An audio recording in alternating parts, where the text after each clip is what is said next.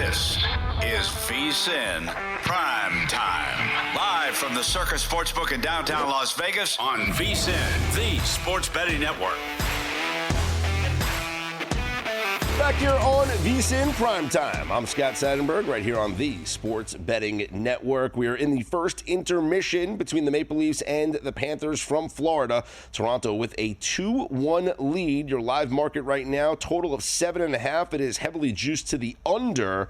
And your live money line, Maple Leafs with that 2-1 lead, only minus 140. Panthers plus 110 if you believe they have a comeback in them. Florida did close as a heavy favorite in this game, around minus 230 prior to this game with the puck drop, just based off the numbers that have come in, the tax that you were paying on Florida, a team in a desperation spot, down 2-0. We head out now to the Progressive Guest Line, and joining us on VSiN Primetime is senior NHL writer at ESPN, Greg Wyshynski. Greg, thanks so much for joining us. And what did you make of this first period? The Toronto Maple Leafs scoring 23 seconds in, and they go into the dressing room with a 2-1 lead. Yeah, I mean, it's been pretty impressive what they've been able to do in this series. And in this game, you'd figured that the Panthers were going to come out with a little bit more desperation. I think one of the issues that they had in those two games in Toronto was one of effort. It was a Leafs team that's feeling as confident, I think, as we've ever seen them be in recent memory, and a Florida team that is a defending champion that certainly isn't playing that way. I think one issue is Sergei Bobrovsky has not been very good in this series, and I don't think he was very good at all in that second goal that the Leafs got from John Tavares earlier.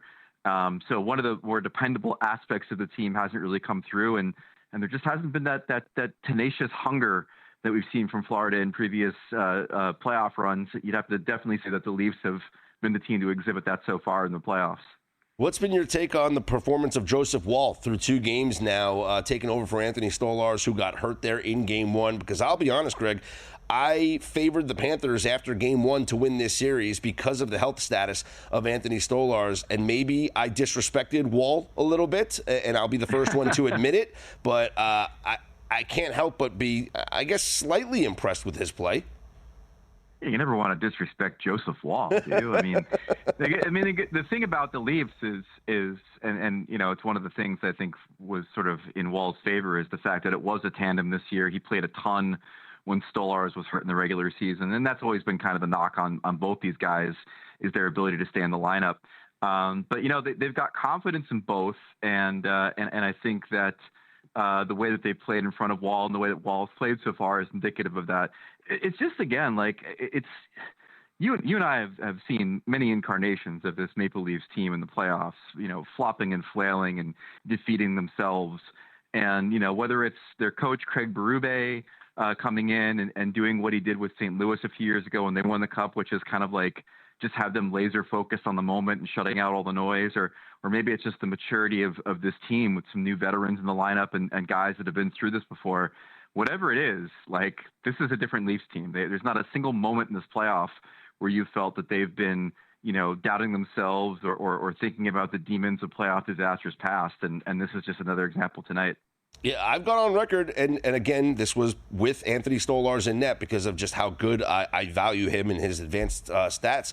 I've gone on record and said this is the best version of the Maple Leafs that we've seen in several years. And if it's not this year, if they don't get to the final this year, I don't know when they do, because the window might be closing, but this is, and I think you agree just based on what you said, this is the best version of Toronto we've seen.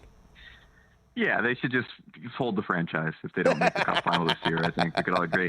Nah, man, it's really, and I've been saying it too, that ever since they looked as good as they did to kick off that Ottawa series. I mean, if they can get, I said if they could get through the winner of the Battle of Florida, and right now they're up 2-0 on Panthers and leading in Game 3.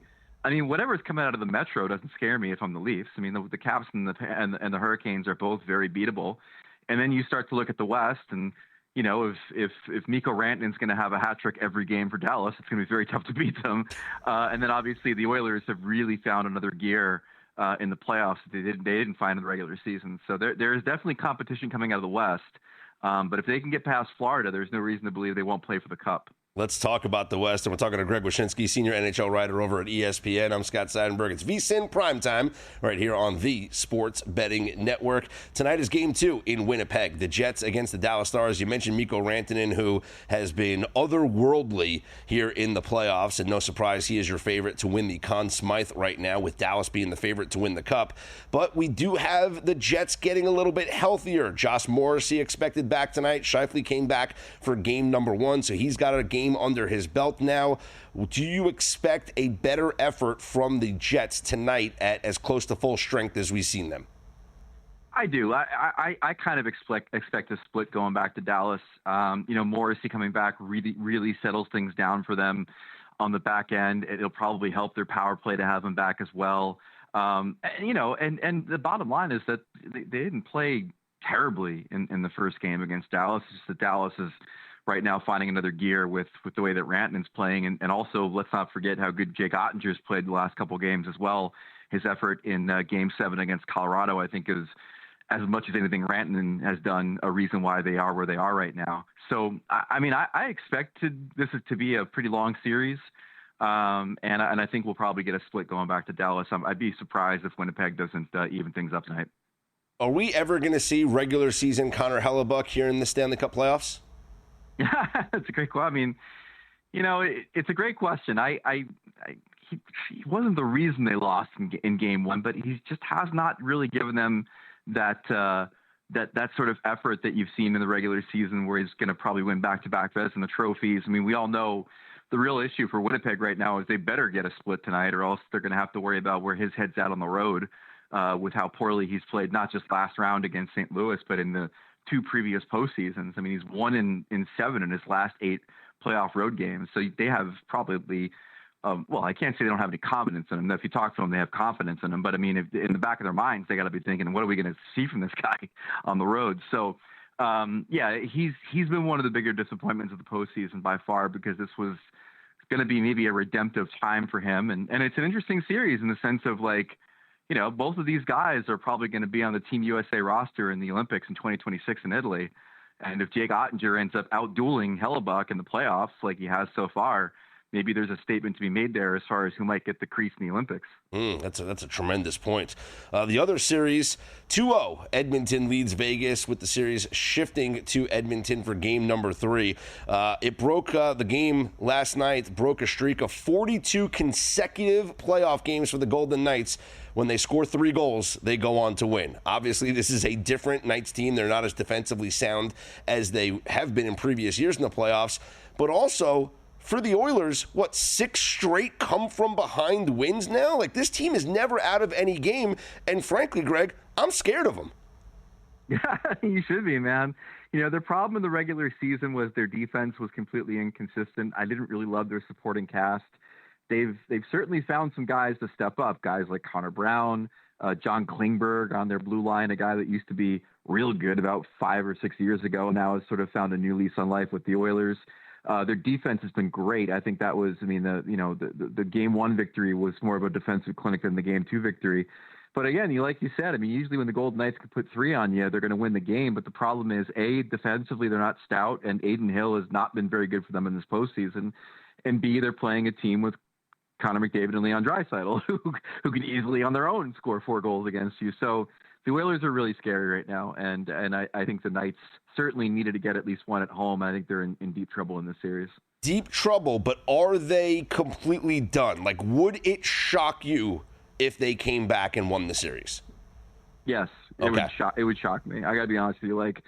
Losing in the manner in which they did last night, where they don't forget, before the malarkey with the blown tripping call that they didn't get right before the Oilers scored in overtime, they killed off a 5-minute major in overtime against this Oilers power play. That is a declarative statement. You have to win that game if you do that in overtime against that power play, and they didn't. So, it is a gut punch loss for the Golden Knights. And again, if you look at the way the Oilers have played now for 2 rounds, it's really hard to imagine a scenario in which the Golden Knights can kind of turn this thing around dramatically against an Edmonton team that's playing this well.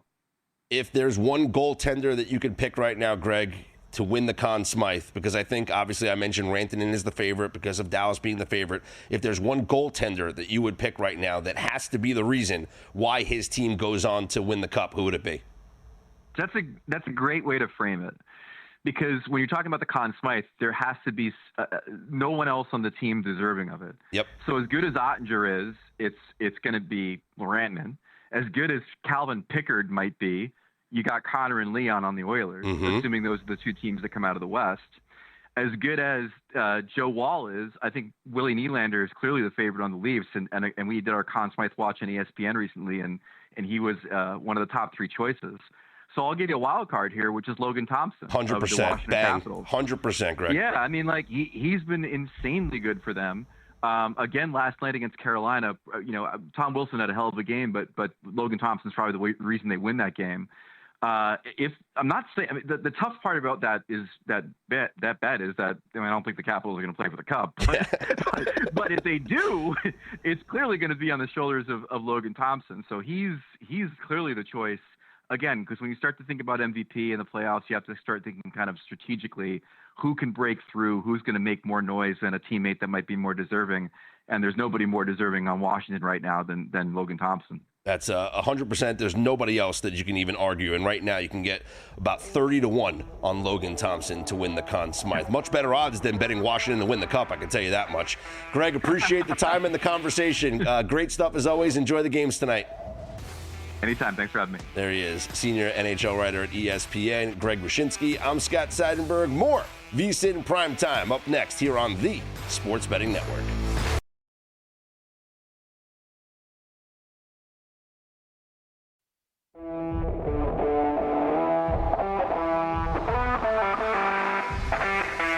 This is VSiN Primetime on VSiN, the Sports Betting Network. What a finish to the first quarter we have had in Indy. The Pacers, who trailed by as many as 15 points in the first quarter, get a final shot at the buzzer three, or as close to the buzzer three, and it winds up being a tied first quarter. So, my condolences to anybody who had the Cavs first quarter money line because you had a 15-point lead and Ben Shepherd's three with 2 seconds remaining tied it at 31. Darius Garland missed the shot at the end of the quarter there, the buzzer beater. But 32-32 is where we are at the end of the first quarter. Your live line right now is Cavs minus 2.5. Your live total is 237.5. So we are slightly on pace towards and over.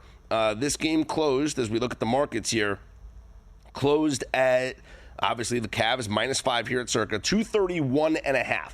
So right now you're about 6 points ahead of pace if you are on an over. If you're on an under like myself, certainly going to need the defense to pick up. And now that this game has gotten closer, I do expect the defense to pick up. I would venture towards us having a lower scoring second half. If I was going to make a live wager on the total right now, it would be on the under of 237.5. That would be where I would go here for an under. But it is 32-32 as we are all even after one quarter here in Indy. And your second quarter line, if you were curious about a second quarter play, total in the second quarter is 56.5.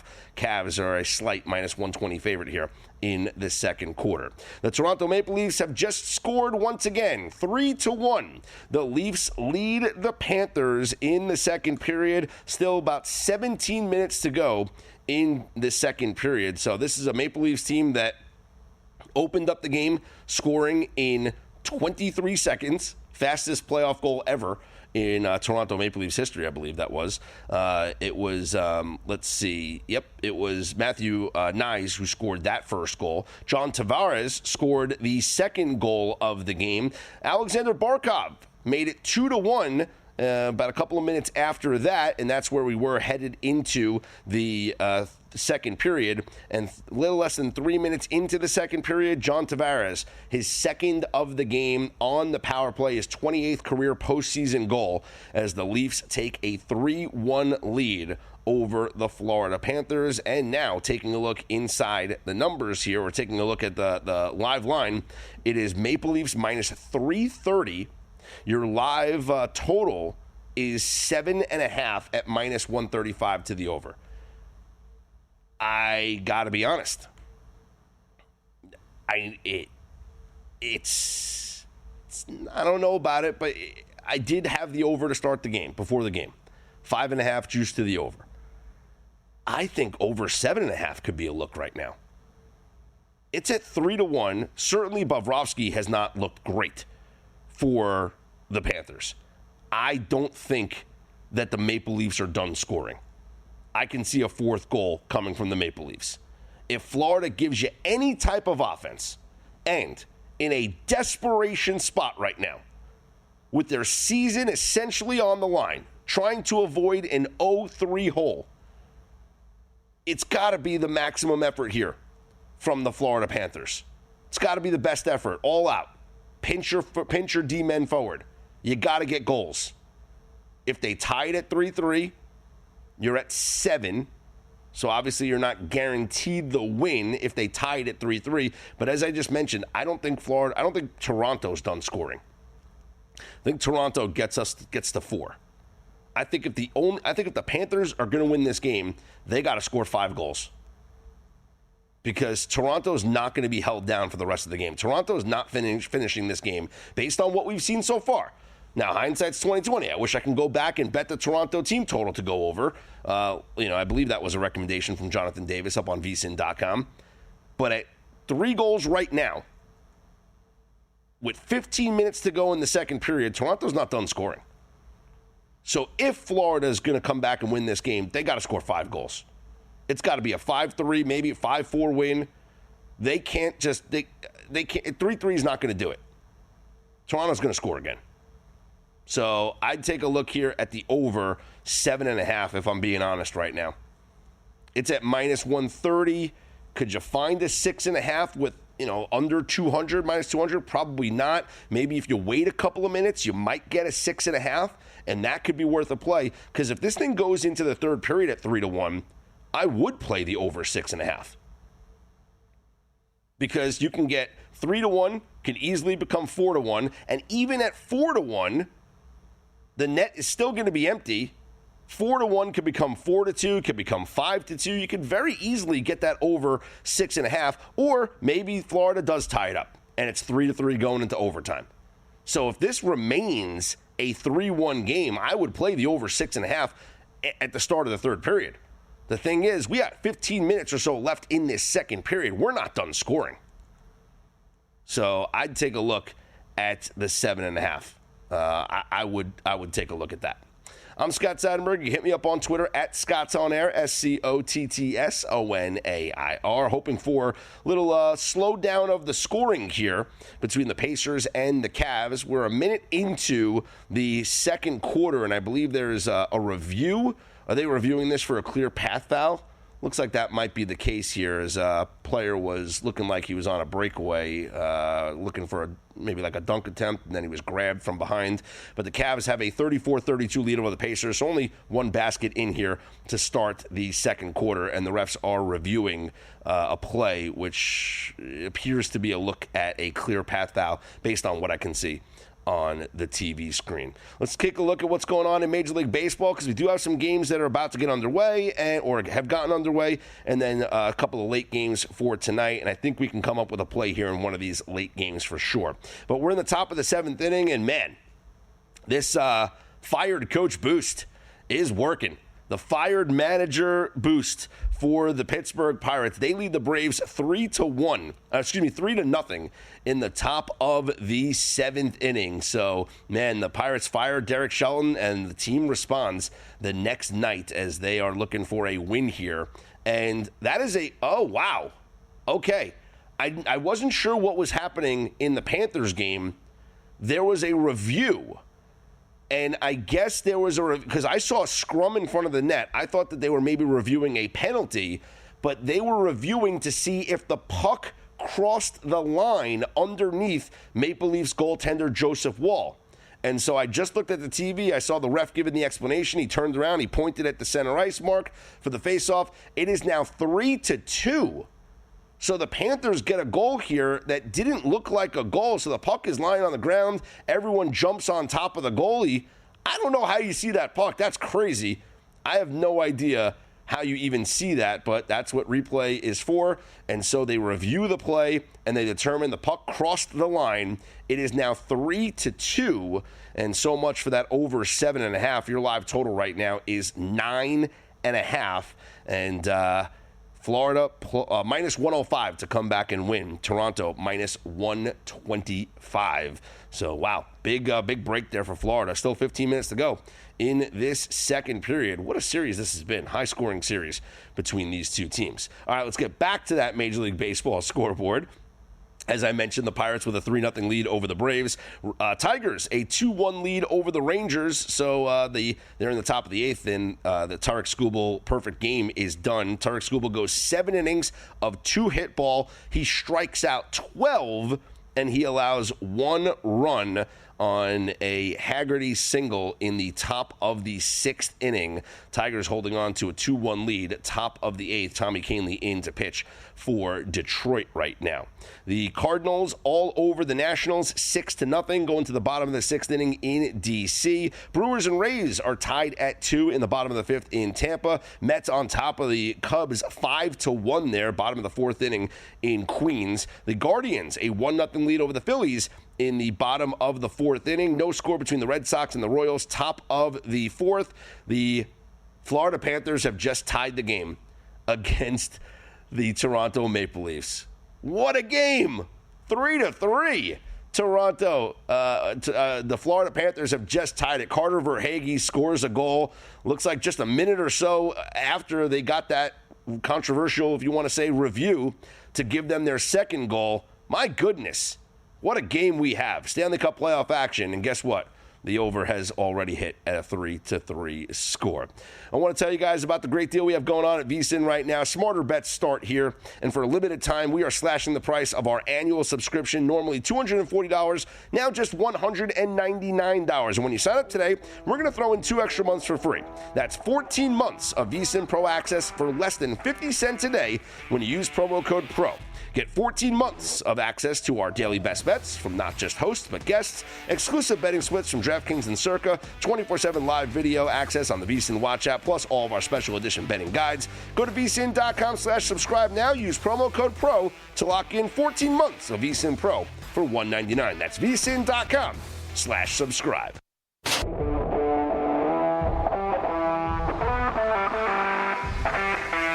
This is VSiN PrimeTime on VSiN, the Sports Betting Network. Back here on VSiN PrimeTime, I'm Scott Seidenberg, right here on the Sports Betting Network. Wanted to finish going over that baseball scoreboard, tell you what's been going on in some of these other games that have just gotten underway. They're going to the top of the 4th inning in Chicago. The White Sox with a 2-1 lead over the Marlins. Now, the White Sox closed as a heavy dog in this game.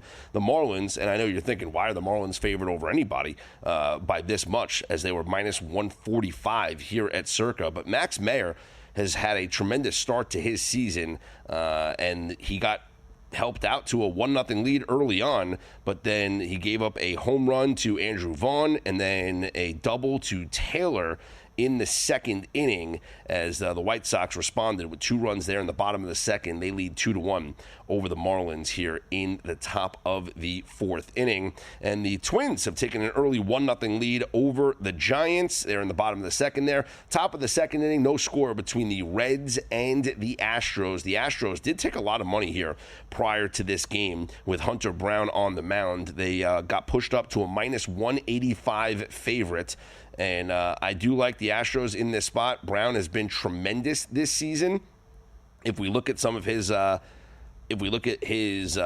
numbers on the season, he's been one of the top pitchers in the American League. The reason why he is up there in terms of the Cy Young odds.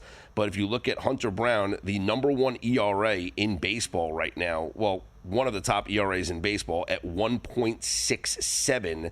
He does have the number one fielding independent. His FIP is at 1.83. So the best FIP in all of Major League Baseball and the fourth best ERA in baseball at 1.67. And when you look at those fielding independent numbers, the FIP numbers, it shows you that it's not fluky, that the things that he is controlling, he's going out there and getting the job done. In terms of his xFIP, while he has a 1.83 xFIP, FIP, fielding independent, his expected numbers is 2.57. So it's not like it is a great jump. It's always going to be a little bit of a jump. And usually when you see guys that have a significant jump, that's going to be the players that you want to fade moving forward. He doesn't have a significant jump. Going from 183 to 257 is not significant. If he went from 183 to like 3 point something, that would be a significant jump. And we do see that. We do see guys that have big time jumps from their fielding independent pitching to their expected fielding independent pitching. Those are guys that you usually want to fade, but not seeing that tremendously from Hunter Brown. 5-1 on the year with, as I mentioned, 1.67 ERA, fourth best in baseball, and a 1.83 FIP, the best in Major League Baseball right now. It is no score, top of the second inning in Houston. Hunter Brown on the mound for the Astros. Nick Martinez got the start for the Cincinnati Reds. 4 games coming up later. Coming up in about 10 minutes or so from now, the Padres are in Colorado to take on the Rockies. Randy Vasquez goes for San Diego. Antonio Sanzatella on the mound for the Rockies. This has your highest total of the night here at 11.5 between the Padres and the Rockies. Padres are minus 185 favorites, and you're putting that lineup in that ballpark against the guy in Sanzatella. Let's just look at his game logs this year. 4 runs in his last start against San Francisco. 4 runs the start before that against Cincinnati. Great start against Washington, only 1, but 4 against the Dodgers, 8 against the Brewers. Only 1 against Philadelphia. Great start early in the year, and no runs against Tampa Bay to start the year. But a couple of those were on the road. You look at his splits, which is always going to be different home road. At home this year, Sanzatella in 3 games, a 7.63 ERA. But here's the interesting nugget. His opponent's batting average has actually been higher on the road than it has been at home. So maybe some of those numbers at home inflated by one really bad outing where he gave up the 8 runs, but he still should give up about 3-4 runs in this game. I would not put that past, especially with this lineup here for the Padres. Going for the Orioles tonight in Anaheim is Tomoyuki Suguano. And Suguano on the year, a 3.00 ERA. He did have a decent start, only allowed 2 runs in 6 innings against the Royals his last time out. Prior to that, shut down the Yankees in 5 scoreless innings. This is another situation, though, where we have a home road difference where his ERA balloons on the road, 3.31 compared to 2.78 at home. Not a big balloon, but it is a little bit worse. But the opponent's batting average is much higher at home than it is on the road. So you have to look inside the numbers a little bit when you factor in these pitchers to try and come up with a reason to fade them or get behind them. Kyle Hendricks going for the Angels as Baltimore is a road favorite in this game at minus 142. High total of 9.5. I don't hate a first 5 look here. Baltimore has been a tremendous first 5 over team. If we look at the numbers here for the Baltimore, let's see. This season on the total, as we'll wait to the page to refresh, Baltimore had been, and really at home for Baltimore has been the thing. Like Baltimore, they're letting up runs and they're scoring runs at home. They're pitching. They really can't pitch, but the hitting's been okay at home per se. That's why they have been one of the best home teams in Major League Baseball to the over in the first 5. In general, they are 21-13-2 to the over in the first 5 innings. That is second only to the LA Dodgers. But as I mentioned, a lot of those numbers came at home. Baltimore Orioles 12-5 at home to the first 5 over, only 9, 8, and 2 on the road to the first 5 innings going over. So yes, they are the best first 5 over team in baseball, but it is because of those huge home numbers, the number 1 home first 5 over team. The Rockies, no surprise, second best home first 5 over team at 12-6. And if we just look overall at the Padres, curious what the Padres numbers are, because if they're in Colorado, we certainly know Padres are 16, 17, and 3, so not a great record to the first 5 going over there. But with a number of 11.5 for the game, you're talking about an inflated first 5 number. First 5 total in this game, 6.5. That's a lot of runs. It's Colorado, though, and you get the Padres lineup, and you get a pitcher in Santella who we don't really trust to limit the runs. Maybe that's a first 5-inning look in that one. Let's take a look at what else is coming up tonight. You got the Dodgers at the Diamondbacks, and as I mentioned, the Dodgers were actually Dodger dogs here in this role. You got on the mound for the Diamondbacks is Eduardo Rodriguez. They are minus 115 favorites. Roki Sasaki going for the Dodgers. So you get an opportunity here to get the Dodgers at a pretty reduced price. And it's not like the pitching matchup is that dominant. I have to look to see if we have the lineups here, because I'm curious if we have anybody missing in the Dodger lineup, because that is something, man. Otherwise, I'd be looking at the price there for, let's see. We'll try to look at the Dodger lineup here once we get it. But that's, minus plus you can get. I'm sure you could shop around. You might even be able to get even money. You might be able to get even money on the Dodgers across the board. I got to check the lineups to see if anybody's missing. But Roki Sasaki going for the Dodgers and Eduardo Rodriguez for the Diamondbacks. For Erod this year, 4 runs in his last start against Philly, 8 before that against the Mets, 4 against Tampa, 3 against Miami, 3 against Milwaukee, 4 against Washington, 3 against Chicago. In every single start this year, Eduardo Rodriguez has allowed at least 3 runs. At least 3 runs in every single start this year. I will say his ERA at home is much better than it is on the road. And at home, opponents are only batting .224 against him. On the road, they're batting .326. So he does have much better home splits. So the home-road splits are in favor of Eduardo Rodriguez. But we might have a play here on this Dodger game coming up in an hour. And then you got the Blue Jays at the Mariners. Kevin Gausman for Toronto. Luis Castillo goes to the Mariners. This Toronto bullpen is an absolute disaster. And I'm not just still bitter over the loss the other night when they had a 4-2 lead going into the bottom of the 9th inning in Anaheim and lost that game 5-4. But just look at this entire season. I mean, I'll pull up the bullpen numbers. It has been atrocious for them this season. And then the Yankees are against the A's. Will Warren goes for the Yankees. Osvaldo Bido for the A's. Yankees are minus 150 to minus 155. Your team total for the Yankees, with a total of 11 right now in Sacramento, is at 5.5.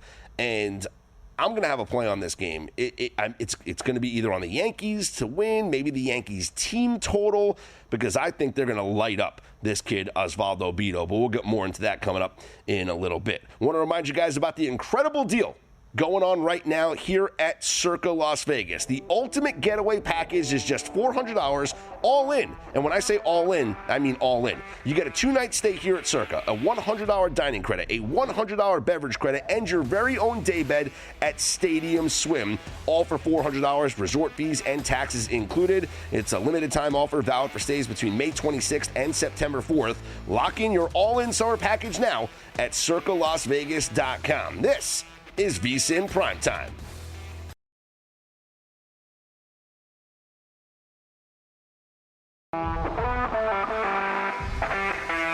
This is VSiN PrimeTime on VSiN, the Sports Betting Network. Scott Seidenberg back here with you. It is VSiN PrimeTime right here on VSiN, the Sports Betting Network. We're going to get back to those Major League Baseball games coming up a little bit later on as they don't begin until the next hour. But I can tell you right now with those three late games, Dodgers, Diamondbacks, Blue Jays, Mariners, Yankees, A's, I will have plays on all three of those late games. So you don't want to miss that coming up a little bit later on here in the program. All right, we are winding down here in the second period. Under 5 minutes to go, tied at 3 between the Maple Leafs and the Panthers. Your live total is at 8.5, juiced significantly, minus 210 to the over. And right now on your live line, the Panthers, who were down 1-0, 2-0, 2-1, 3-1, and have come back to tie the game at 3, are minus 195 on your live line. And that's kind of like what we've seen. They were north of 200 favorites prior to the game beginning, and even when they were down a goal, they were still slight favorites to win this game because of how heavily favored they were prior to the game. Panthers playing with desperation, down 2-0 here on home ice, and they are responding right now as they went down early and have surged all the way back to pull themselves even at 3 apiece. No feel for the total, if we're being honest, for me. No feel for the 8.5. Again, I said play the over 7.5 a while ago when it was 3-1. And guess what? The Panthers have just scored another goal. It is now 4-3. All right, play the over 8.5. Play the over 8.5. You can't get that now. 4-3 Florida. Wow, what a game. Florida down 3-1, 3 unanswered goals here in the second period. I kind of wish that we did play that over 1.5 in the second period, or both teams to score for sure. I mean, we could have played some alternate numbers here in the second period. And now every game of this series has gone over. And this is something that we might have to, play, moving forward here, is some sort of like alternate totals or ladder the totals between these two teams. I mean, my goodness, there's so many goals in this series. So many goals in this series. 4-3 right now. Panthers lead the Maple Leafs. Live total of 9.5. And the Panthers now on the money line minus 560. I was just looking up before teams in this situation here for the Panthers, where you are down 0-2 at home in a playoff series. So if it's the third game of the series, you're down 0-2. How do you do in the next game? Since the start of the 2021 playoffs, you are 11-9 straight up. So not exactly a major profitable trend here. Yes, you're winning, but it's 11-9. I mean, that's a profit. I'm looking here of $27 since the start of the 2021 season. However, it has been 4 straight wins for teams in this situation. And it's all happened in this postseason. So, the Oilers down 0-2 to the Kings, losing the first 2 games on the road. They respond, they win at home.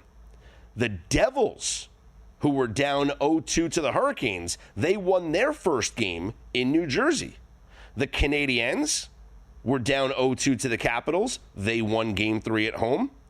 And the St. Louis Blues, down 0-2 to the Winnipeg Jets, they won Game 3 at home. The only team in this postseason that did not win that game is the Ottawa Senators, who were down 0-2 to Toronto, and then they lost at home. They went down 0-3, but then they bounced back and they won the next 2 games before Toronto ended this series. But you know what's crazy is last year, every team last year in this situation all lost. Last year, Oilers, Panthers, well, we all know what happened. The Oilers were down 3-0. They wind up forcing a Game 7. But the Oilers, Panthers, Stanley Cup final last year, down 0-2. Edmonton comes home. They lose Game 3. Hurricanes, Rangers, down 0-2. They lose Game 3. Capitals, Rangers, they lose Game 3. Islanders, Hurricanes, they lose game 3. Lightning, Panthers lose game 3. So 1, 2, so that 1, 2, 3, 4, 5. 0-5 last year, and it is now 4-1 this year to the teams down 0-2 at home, looking to respond in the zig-zag situation. And so I think that's pretty interesting. And in this postseason alone, so they're 4-1. Not only are they 4-1, they're 4-1 on the puck line this year. So that tells me, and the only one that was a loss was the team that lost, was the Senators Maple Leafs. So all 4 of the wins, Oilers over the Kings, Canadiens over the Capitals, Blues over the Jets. Actually, no, the loss, actually the Senators did cover the puck line in the loss because they lost 3-2. The Devils didn't cover the puck line. That was a 3-2 win for the Devils. That was the double overtime game. But 3 of the wins, the Oilers, Canadiens, and the Blues, all won by multiple goals. So right now, you can get minus 115 on the Florida Panthers minus a goal and a half. We still have 3 minutes to go here in this second period, and then an entire third period. Yes, Toronto could tie it. Yes, Toronto could take the lead. If you want to bet Toronto to win right now, you can get plus 380 on Toronto to win. But if you were backing Florida prior to the game beginning because you thought great desperation spot, this is where they come out and they dominate. If you were backing them because, hey, even though they're losing, we're still going to get max effort, well, this is a good spot maybe to back them here. They're up 4-3. They certainly have captured all of the momentum here in this second period, rallying from 3-1 down, scoring 3 unanswered goals to take a 4-3 lead. I don't necessarily hate playing them minus a goal and a half right now at minus 120. Once again, of the teams in this postseason that have won their games, they are 3-1 to the puck line. And let's see, going back to the start of the 2021 season, when you win that game 3, oh wow.